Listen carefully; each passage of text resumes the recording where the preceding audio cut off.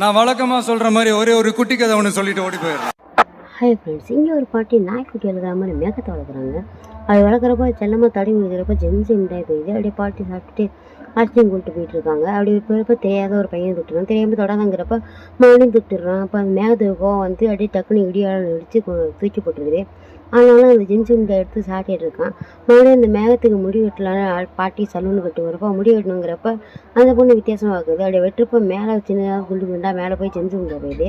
அந்த பொண்ணு அதை எடுத்து சாப்பிட்டுட்டு இருக்கிறப்ப மறுபடியும் முடி வெட்டுறப்ப அது மாதிரி சின்ன சின்ன பாகமாக மேலே அப்படியே பறக்குது.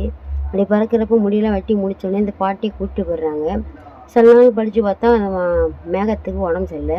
என்னன்னு கேட்குறப்ப அங்கே உள்ள டாக்டர் சாதாரண ஃபீவர் தான், நம்ம ஊசி போட்டு சரியாக பண்ணுங்கிறப்ப சரி போடுங்கன்னு சொல்கிற பாட்டி சொல்கிறாங்க. அவரும் ரெயின்போ இன்ஜெக்ஷன் எடுத்து போட்டு பார்க்குறப்ப அது மேகத்துக்கு கொஞ்ச நேரத்தில் சரியாக போய் அதில் சந்தோஷப்பட்டு அப்படியே கேண்டி மழை பெய்யுது. அதை வந்து டாக்டர் சொல்லிட்டு சாப்பிட்டுறாரு.